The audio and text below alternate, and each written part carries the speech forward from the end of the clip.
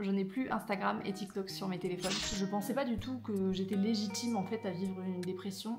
Combien est-ce que je gagne avec les réseaux sociaux, tout ça, tout ça. Là, c'est une conversation très intime qu'on a, vous et moi.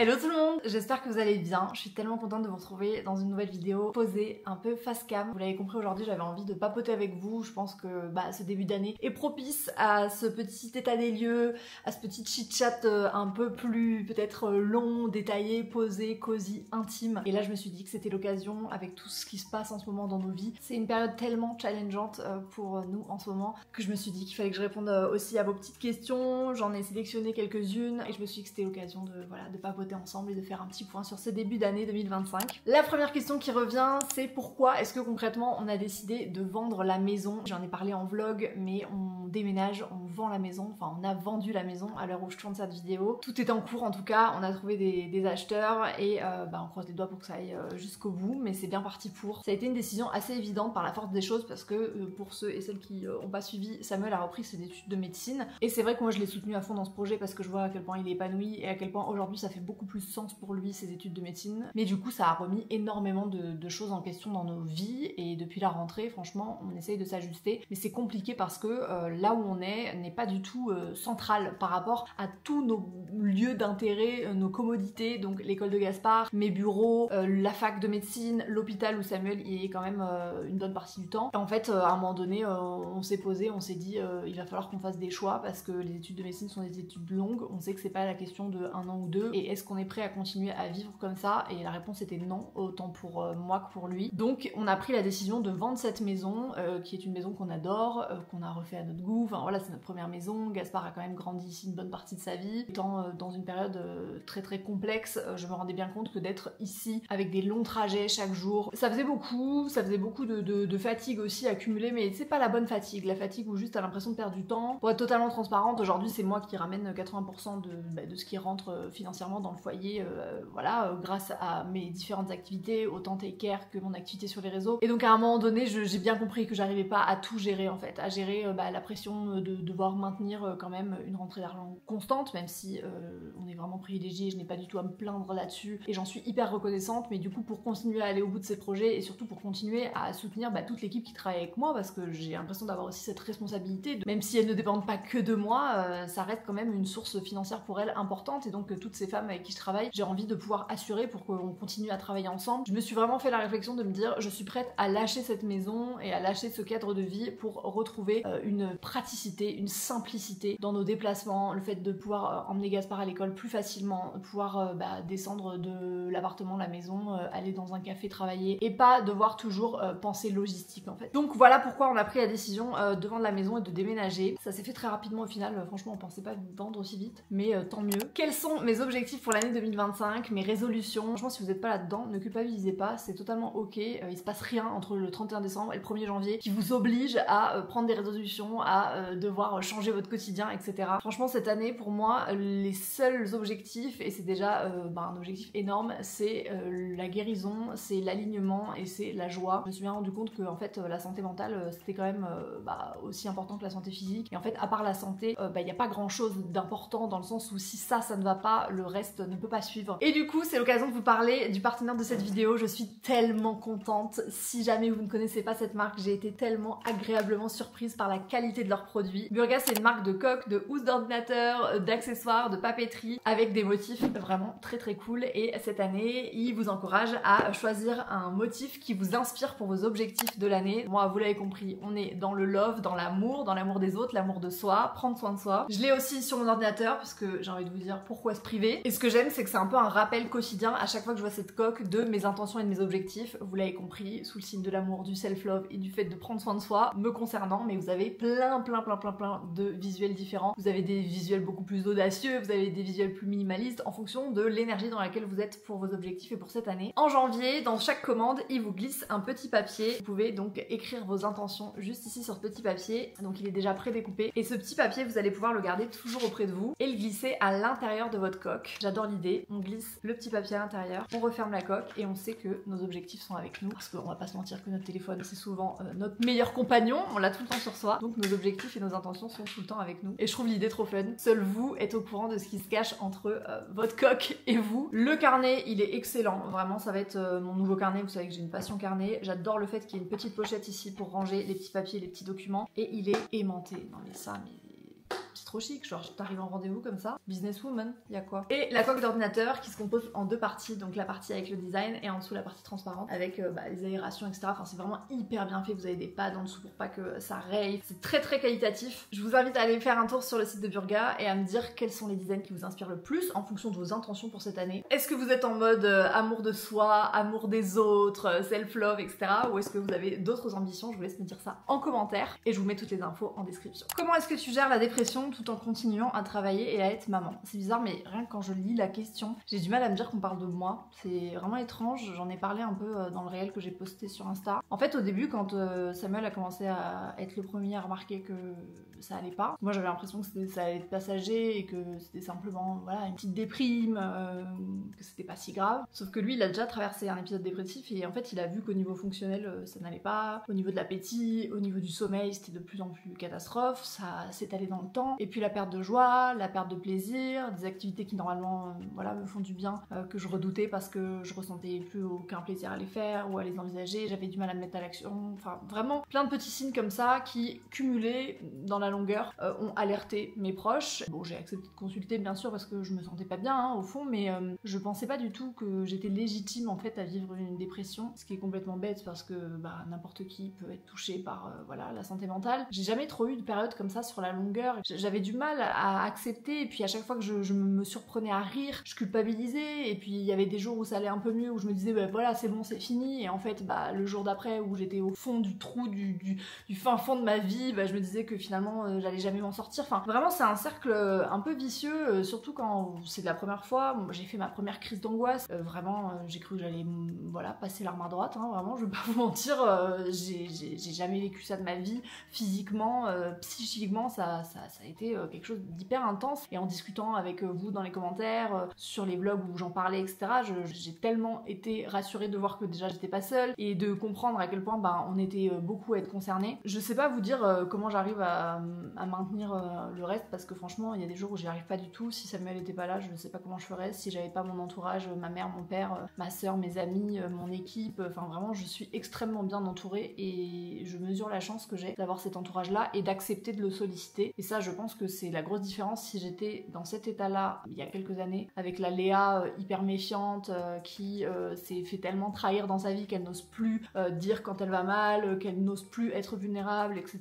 Je pense que franchement ça aurait été 1000 fois pire. Donc je suis contente d'avoir fait ce premier travail en thérapie que j'ai fait avec ma psy, qui est toujours ma psy, qui m'a permis de déconstruire tous ces schémas-là et d'accepter d'avoir un entourage soutenant, d'accepter de demander de l'aide, d'accepter de pas toujours être le pilier de tout le monde. Je me rends compte que ces dernières années, il y a plein de trucs que j'ai un peu voilà, mis par-dessus l'épaule qui en fait ont eu un impact sur moi et j'ai l'impression que cet état-là c'est un peu un état de ok, on réalise que là il y a des trucs qui vont plus, on a besoin de se réaligner, il y a des trucs avec lesquels on n'est plus d'accord, il faut qu'on voilà, on est au pied du mur, il y a des choses qui doivent changer. Et c'est un peu comme ça que je prends cette dépression. Là je vous en parle dans un jour où j'ai pris une douche, je me suis maquillée, j'arrive à vous parler, voilà, où j'arrive à me concentrer. Il y a des jours où franchement j'ai pas du tout ce discours-là. C'est pour ça qu'il faut vraiment vous dire que c'est une vision un peu édulcorée et biaisée de ce que je traverse, parce que évidemment dans les moments où c'est tellement dur, bah je prends rarement la caméra, hein, on va pas se mentir. Si vous avez l'impression de traverser cette période, vraiment n'hésitez pas à vous faire aider. Je sais qu'il y a de plus en plus de dispositifs, je vous mettrai le lien en barre d'infos, qui vous permet notamment d'avoir 12 séances prises en charge par des psychologues. Choisissez bien vos psychologues au niveau de leur formation, tout ce qui est dépression, anxiété, etc. Ce qui a montré le plus d'efficacité, c'est des psychologues formés aux thérapies cognitives comportementales. En fait, la dépression, c'est des symptômes qui sont un peu anodins pris individuellement et qui nous poussent à ne pas consulter alors que c'est une des maladies qui se soigne le mieux. Et c'est ce que m'a dit ma psychologue et en fait c'est ce qui m'a motivée aussi à continuer tout ça. Et mon psychiatre, puisque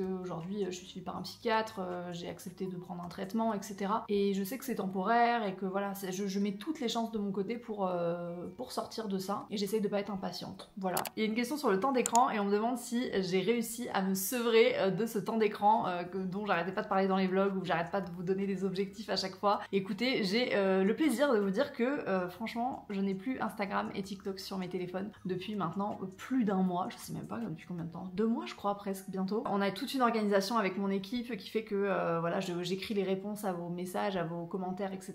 mais je ne les lis pas directement et elles répondent aux commentaires et aux messages par ce biais sans que j'ai à être confrontée à Instagram, à TikTok. En ce moment c'est impossible pour moi de faire face même à la négativité, même au scrollage, etc.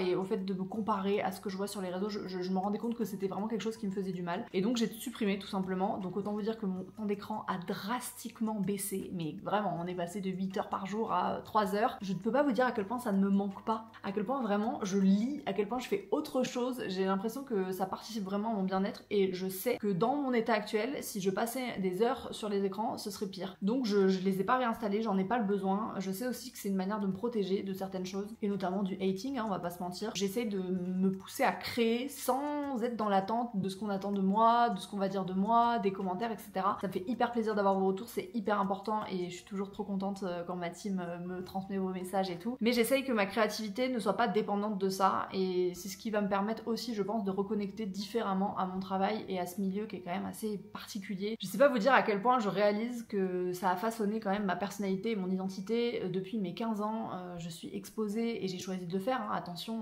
voilà, ça m'a apporté énormément de choses et beaucoup d'avantages et de privilèges, c'est pas la question. Mais je sais à quel point aujourd'hui ça a eu un impact quand même et je pense que j'ai nié un peu cet impact pendant longtemps. Je me suis façonnée aussi avec les critiques positives, des critiques négatives, mais en tout cas des attentes extérieures de personnes que je connaissais pas, à qui j'exposais une partie de mon identité. Et je me rends compte à quel point ça a eu un impact parce qu'aujourd'hui j'ai eu du mal à répondre à certaines questions quand on me demande qu'est-ce que j'aime, qu'est-ce que tu veux faire, qui tu es, qu'est-ce qui te fait vibrer. Et voilà, ça participe aussi à ce questionnement que je traverse et je crois que j'ai besoin du coup de renouer avec moi au-delà de ce que je peux voir sur les réseaux, au-delà de la comparaison qui est tentante hein, quand on travaille sur les réseaux et qu'on voit des collègues faire du contenu, montrer une certaine partie de leur vie, de leur réussite, etc. Là je me détache de ça et en fait je vous partage que ce que j'ai envie de vous partager et c'est un peu qui même me suivent quoi. Je suis vraiment dans ce truc de me dire en fait là j'en ai marre d'être consensuelle, j'en ai marre de me dire qu'il faut que ce soit lisse, j'ai envie de pouvoir être qui je suis et je pense qu'après toutes ces années c'est un droit aussi et c'est un choix que je fais d'accepter de décevoir, d'accepter de perdre une partie de la communauté, d'accepter de ne pas plaire à tout le monde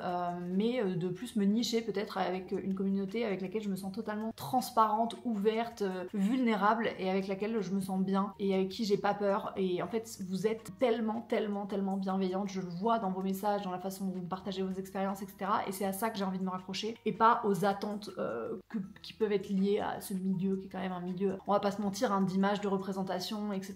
Ça tourne un peu dans ma tête, je vous parle un peu de beaucoup de sujets un peu deep là, c'est une conversation très intime qu'on a vous et moi. Évidemment la question qui revient tout le temps, combien est-ce que je gagne avec les réseaux sociaux, tout ça. Est-ce que je vous fais une réponse consensuelle? Non pas du tout, maintenant j'en ai rien à faire. Donc aujourd'hui j'ai deux activités, Take Care et les réseaux sociaux qui sont reliés sur une même société et sur cette société je suis dirigeante et avec Samuel qui est co-dirigeant et je me verse un salaire. Mon salaire varie mais je me verse en moyenne entre 3000 et 3500 euros net par mois. En tout cas c'est ce qui a été décidé pour l'année 2025 mais ce qu'il faut bien comprendre c'est que quand une marque vous paye, bah, ça va pas directement dans votre poche, ça passe par une société et la société vous pouvez pas tirer de l'argent comme ça comme vous voulez, ça marche pas comme ça donc bah, on se verse un salaire et donc moi je me verse entre 3000 et 3500 euros, j'ai aucun problème. En fait je me suis dit que c'était important que les femmes parlent d'argent et parlent de tout ça et moi je parle d'entrepreneuriat donc c'est hyper cohérent que je vous parle d'argent, que je vous parle de finances, quand ça va bien, quand ça va mal. La question des fameux projets pour cette année, alors c'est vrai que les projets là sont un peu au ralenti déjà parce que je me concentre sur moi, mon plus gros projet là c'est moi et ma guérison, voilà j'accepte de me dire que ce sera pas grandiose, on va surtout recommencer à faire des choses qui me font plaisir et qui me plaisent et qui ont déjà fonctionné, qui fonctionnent encore, notamment la retraite Take Care, on en a une prochaine au printemps qui va être dédiée à la productivité, à l'organisation, à Notion, à ChatGPT, à tous ces outils là que j'ai envie de vous partager.